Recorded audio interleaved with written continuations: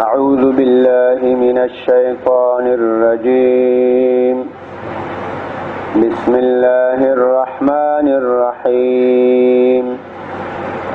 يا أيها الذين آمنوا كتب عليكم الصيام كما كتب على الذين من قبلكم لعلكم تتقون. أياما معدودات فمن كان منكم مريضا أو على سفر فعدة من أيام أخر وعلى الذين يطيقونه فدية طعام مسكين فمن تطوع خيرا فهو خير له وأن تصوموا خير لكم إن كنتم تعلمون. بسم الله الرحمن الرحيم. سورة البقرة آیت نمبر 183. موږ تاسو ویلو چې د سورة بقره په دغه برخه کې احکام بیانېږي، شرعي احکامات بیانېږي. مخکې الله تعالی د قصاص حکم بیان کو، هغې پسې په دویمه مرحله کې د وصیت حکم بیان شو. اوس الله تعالی د روزې حکم بیانوي. الله تعالی فرمایي یا ایها الذین آمنو، ای هغه کسانو آمنو کومو چې ایمان راوړی، یعنی ای مومنانو، ای د ایمان خاوندانو، کتب علیکم فرض کړی شوی د پر تاسو باندې الصیام روژه. کتب په معنا د لیکل شوي، په معنا نوشته شده. کتب په معنا د فرض کړی شوي، فرض کړی شوي د په تاسو باندې الصیام روژه. کما کتب لکه دا روزه چې فرض کړی شوی وه علی الذین په هغه کسانو من قبلکم کوم چې له تاسې نه وړاندې ول. دا روزه دا په مخکنیو قومونو باندې هم فرض وله، په یهودیانو په نصاراو په هغوی باندې هم روزه فرض و. د هغوی روژه هم د موږ تاسې د روزې په شان 10 ورځې وه. یهودیانو بیا دا 10 ورځې پرېښوله، یو د عاشورا ورځ یې کړه. وایي په دې ورځ موسی علیه السلام نجات پیدا کړی، په دې ورځ فرعون هلاک شوی. بس یو دا د عاشورا د محرم الحرام د 10 تاریخ دغه روژه به نیسو. نصاراو د هغوی روژه هم 10 ورځې وه. نصارا دا د عیسی علیه السلام د دین پیروان چې ځان بولي، عیسایان، د هغوی روژه هم 10 ورځې وه. د هغوی روژه بیا ګرمي ته راغله، لکه دا موږ تاسې روژه کله ګرمي کې وي کله یخني کې وي. کله چې روژه ګرمي ته راغله نو ډېره سخته وه. بیا دوی په خپل منځ کې سره غونډ سو، وایي دا روژه خو ډېره مشکله ده، راځئ دا روژه به یخني ته بوځو، 10 ورځې به پې ور اضافه کړو. ایسته یې 40 ورځې کړه، له ګرمي نه یخني ته بوتله په خپل طبیعت باندې. بیا په دې کې یو پاچا و قسطنطین نومېدو. دا قسطنطین پاچا دا ناروغ سو، بیمار سو. هغه په خپلو ټولو عیسایانو باندې امر وکړو چې تاسې الله تعالی ته نظر وکړئ که زه الله جوړ کړم 10 ورځې به زیاته روزه نیسو. هغو ټولو دا نظر وکړو، د الله کارونه و. هغه پاچا روغ شو، ایسته 10 ورځې نور روژه هم پې ور اضافه شوه. نو د هغوی روژه 50 ورځې شوه. د مؤمنانو روژه لکه څنګه چې ده هماغسې ده. د رمضان په میاشت کې ده، 10 ورځې ده، او په خپل حالت باندې ده. کله یخني کې وي، کله ګرمي کې وي، کله ورځې غټې وي، کله ورځې وړې وي، لکه څنګه چې الله تعالی مشروع کړي. نو دلته الله تعالی همدا خبر هم بیانوي، دا روژه په مخکنیو قومونو هم همداسې فرض وه، خو بیا هغو په دې کې تغییر و تبدیل کړی.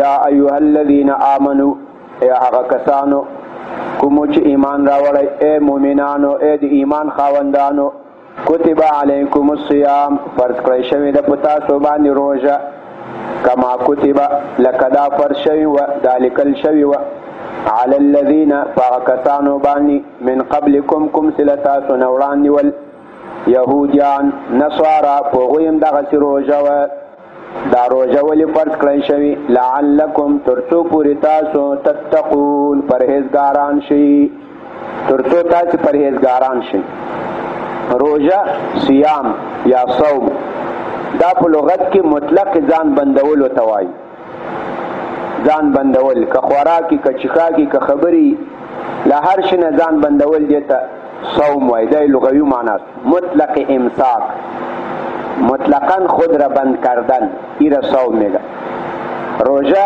په شریعت کې له صبح صادق نه کله چې صبح صادق سي له خوراک له څښاک او خپلې بیبي ته له نږدې کېدلو نه ځان بندول تر ماښامه پورې چې لمر غروب وکړي دې ته روژه وایي دا په مسلمانانو فرض ده کوم مسلمان چې عاقل بالغ روغ جوړ مسافر نه وي په دې باندې روژه فرض ده په مسافر او په ناروغ چې کله مسافر له سفر نه په حضر کې شو او یا ناروغ روغ شو بیا به دې عادتي ورځو قضایي راګرځوي الله تعالی وضاحت کوي الله تعالی دلته وایي دا روژه په تاسو فرض کړی شوي لعلکم تر څو پورې تاسو تتقون تاسې پرهیزګاران شئ په تاسو کې تقوا راسي په تاسو کې پرهیزګاري راسي د دې دا مطلب دی یعنی دا روژه دا داسې نه ده نعوذ بالله من ذلک چې دا د الله له طرف نه بندګانو ته سزا او جزا ده دا د الله له طرف نه مؤمنانو ته جزا او سزا نه ده په دې کې حکمت دا ده تر څو تاسو پرهیزګاران شئ علماو بیا د دې ډېر تفصیل کړی چې روژه څنګه په سړي کې تقوا راولي روژه څنګه په سړي کې پرهیزګاري راولي موږ تاسو به د دې یو مثال ذکر کو وای روژه داسې په سړي کې تقوا راولي روژه خو یو میاشت تا په دې خبره باندې ټریننګ کې تا په دې خبره باندې آموخته کې بلد کې چې له سبایي نه تر بیګا پورې خپلې اوبه نه څښې خپله روټۍ نه خورې خپلې بیبي ته نه نږدې کېږي سره له دې چې تا دا خپله روټۍ دا تا ته حلاله ده تا دا خپلې اوبو تا ته حلاله دي دا شربتونه خوراکونه دا خپله بیبي دا تا ته حلاله ده خو ته د الله په خاطر دې ته نه نږدې کېږي ځکه الله ویلي دي اوس راغلو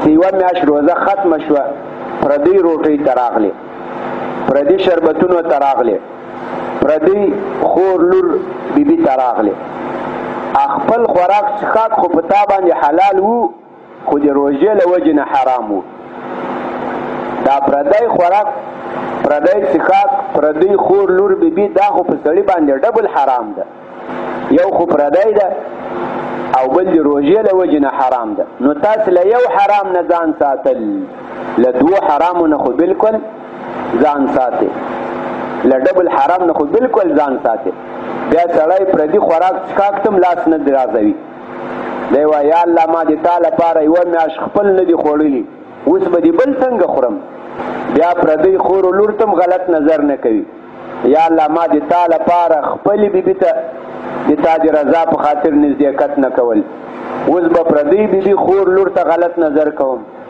یا الله ما د تا لپاره یوه میاشت خپل شربتونه نه خوړل اوس به د بل خوراک څښاک دا په ناروا خورم دا چېرته کېدی دا داسې په سړي کې تقوا راولي دا یوه بله وجه بې مو وایو وایي روژه داسې په سړي کې تقوا راولي سبایي پېشمني کې سحري کې پېشمني کې ښه سړی خوراک هم کوي څښاک هم کوي که خپلې بیبي ته میلان یې هغه هم کوي خو چې څنګه اذان وسي الله اکبر الله اکبر مسلمان لاس ونیسي که یې مړۍ په لاس کې وي بیرته یې کېږدي که د شربتو ګیلاس په لاس کې وي بیرته یې کېږدي هذا القیاس که یې بیبي ته اراده کړي بیرته خپلې ارادې نه منصرف شي ولې الله تعالی نوم واخیستل شو صبح صادق شو نور دا هر څه الله په تا باندې حرام کړل خپل خوراک څښاک نه منې شوې خپلې بیبي نه منې شوې د الله نوم دې واورېد ماښامي ته راشي. ماښامي بیا سترخوان ډک وي له خوراکونو له شربتونو، ته ښه په شوق کې، ښه په رغبت کې، ښه اشتیا ده، ښه وږی تږی خو هېڅ هم نه خورې. ولې نه خورې؟ د الله نوم نه ده یاد شوی، د الله اجازت نه ده راغلی، منتظر یې. کجورې دي په لاس کې، شربت مخې ته انتظار کوي. الله اکبر الله اکبر، خوراک شروع شي. یوه میاشتې تا دغسې حال میاشتې تېره سي، ته ټریننګ سولې چې زه چې خوراک څښاک بندوم د الله په نامه، خوراک څښاک چې کوم د الله په نامه. تر څو چې د الله اجازت نه وي زه به نه خوراک کوم نه به څښاک کوم. تر څو چې د الله اجازت نه وي زه به هېڅ بیبي ته نظر لاس نه اوږدوم. ولې ما یوه میاشت دغسې حال و، د الله په نامه مې خوړل، د الله په نامه مې بندول. عزتمندو روژه دا د مؤمن لپاره د ده د ژوند لپاره یو درس ده، یو سبق ده چې ته به څنګه له حرامو نه ځان ساتې، څنګه به حلال خورې.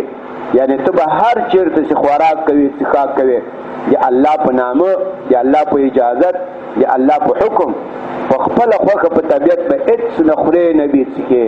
که څومره هم وږی تږی وې، کله لوږي بلکل مړ کېدل یم او د الله اجازت نه و بس نه به خورې. کله تندې مړ کېدل یم د الله اجازت نه و نه به څښې. د اجازت راغی بیا به خورې بیا به څښې. دا روزه داسې په سړي کې تقوا راولي.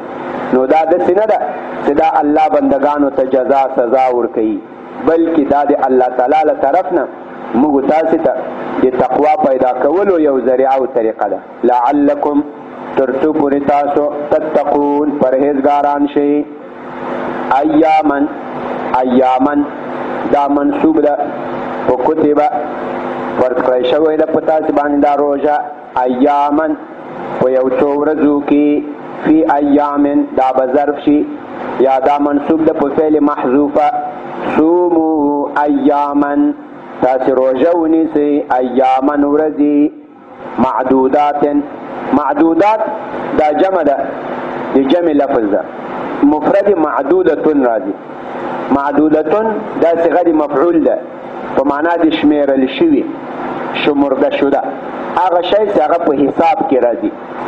په عربي کې شمیرلو ته عد يعد عدا وایي. عد يعد عدا شمیرل، عد شمیرل یو، يعد وبه شمیري، عدا شمیرل، عاد شمیرون کوي، معدود شمیرل شوی، معدود شمرده شده. هغه شی ته وایي چې هغه شمیرل شوی، جمع ده معدودات سي. نو دې معنا به داسې چې دا مفعول سي، ظرف سي لپاره د صومو. صومو روژه ونیسئ ایامن ورځې معدودات شمیرل شوي. روزه بگیرید، روزها معدودات شمرده شده، شمیرل شوی ورځې روژه ونیسئ. ایامن معدودات شمیرل شوی ورځې څه مطلب؟ یعنی لږې ورځې، ځکه کوم شی چې په حساب کې راځي هغه لږ وي، او کوم شی چې په حساب کې نه راځي هغه بیا موږ تاسو وایي دا ډېر وي. مثال وسته د مسجد د مدرسې لپاره چنده کوي، یو حاجي صاحب ته ورسې هغه تا ته 100 روپۍ درکړي یا 200 یا 300، نو چې بېرته راسې ته داسې وایې یاره ورغلو چندې ته څنګه چل شو، بس په حساب یو 100 روپۍ راکړې، په حساب یو 100 روپۍ، په حساب 100 روپۍ دا په حساب یو 100 روپۍ راکړې، دا اشاره د کموالي ته، یعنې لږې راکړې. او که هغه ډېرې روپۍ درکړي نو بیا وایي څنګه چل شو، یاره حاجي صاحب سم کار وکړو، بې حساب روپۍ راکړي، بالکل بې حساب پیسه راکړي، دا له حسابه چې ووځي دا بیا ډېرې.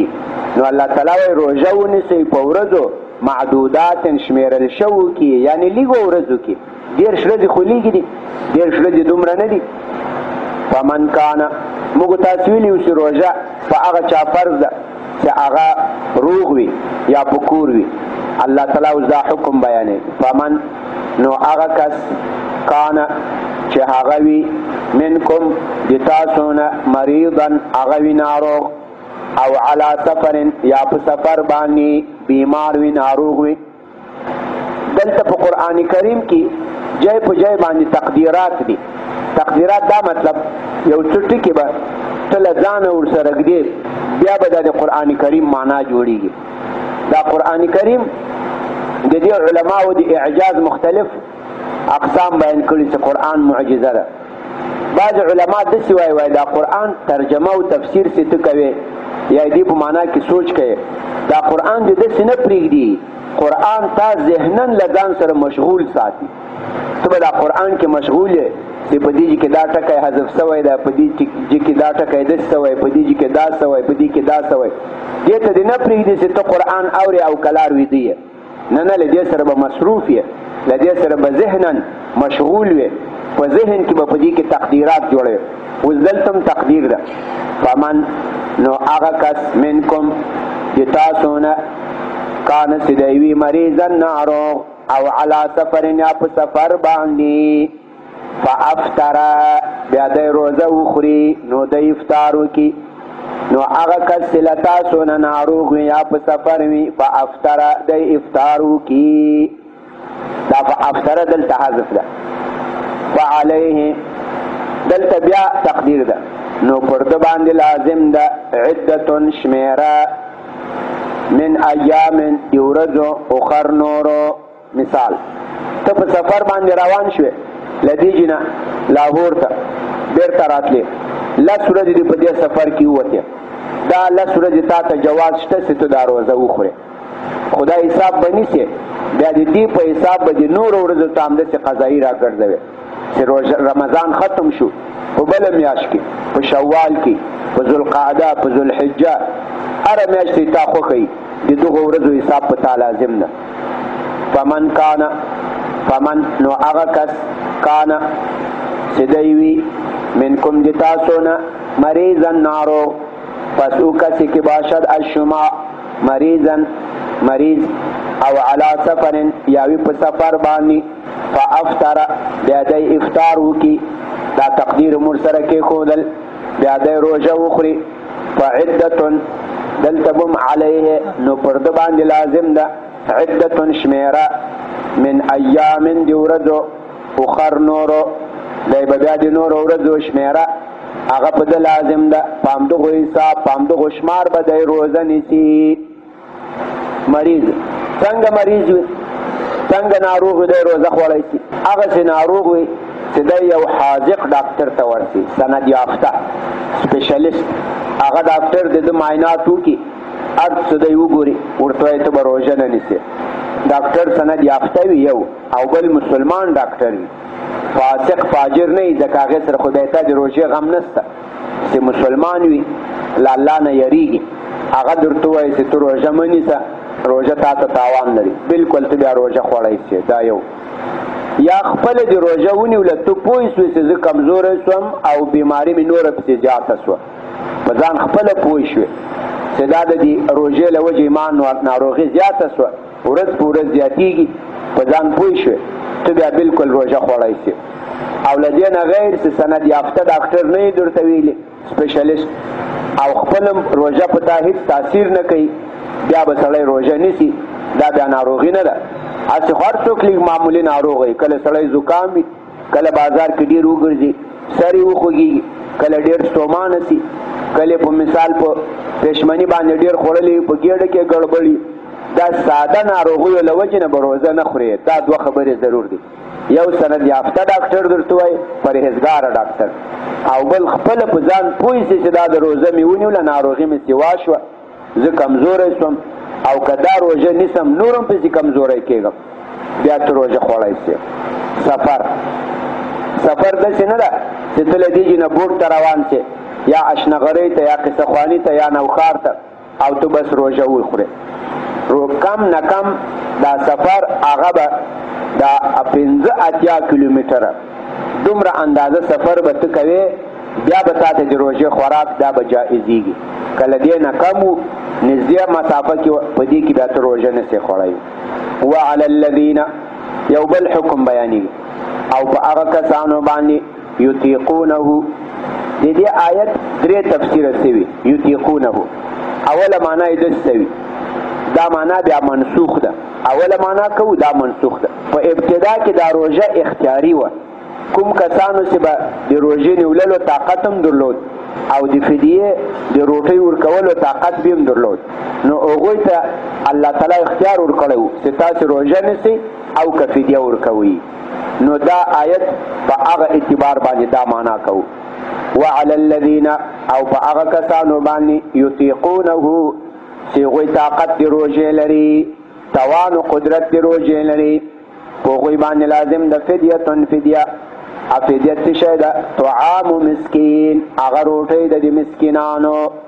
که یو څوک په ابتدا د اسلام کې دا حکم و چې یو کس به د روزې نیولو طاقت هم درلود او پیسې مال به هم درلود، نو ده ته شریعت اختیار ورکړی و چې اوس روژه نیسې او که د هرې روژې بدل طعام روټۍ ورکوې. طعام څومره و؟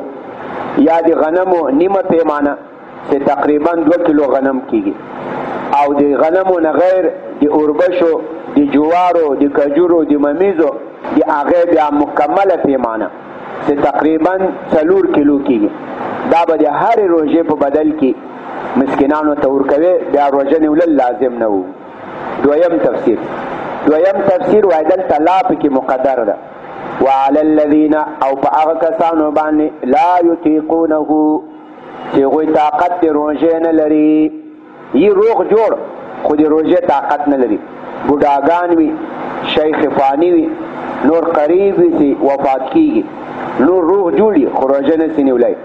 نو په دغو بوډاګانو چې دی طاقت د روژې نه لري، په هغوی باندې لازم ده فدیه ورکول. فدیه څه شی ده؟ طعام، هغه روټۍ ورکول نه مسکین، د مسکینانو ته به روټۍ ورکوي.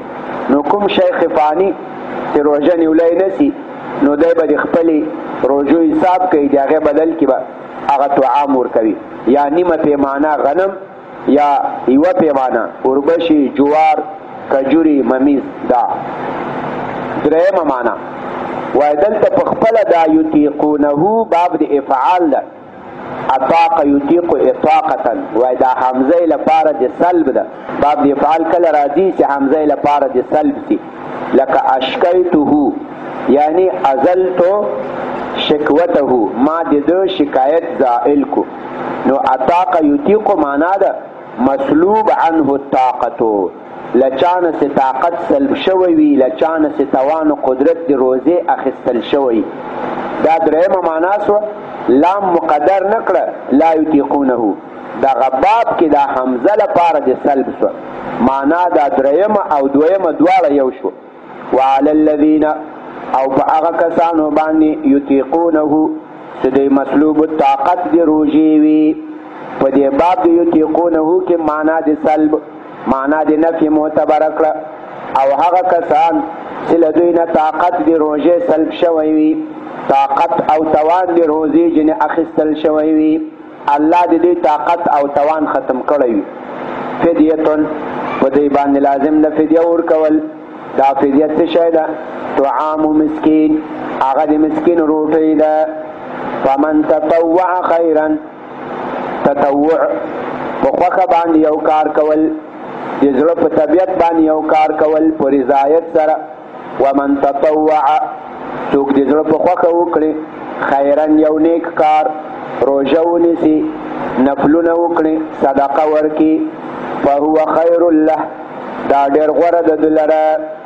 فمن پس وکسې تطوع که از خوشدل بکنه خیرا یک کار خیر را، نماز، روزه، صدقه، دا کارونه وکړي، فهو خیر له، نو دا په خوښه باندې عبادت کول دا د ته ډېر غوره ده.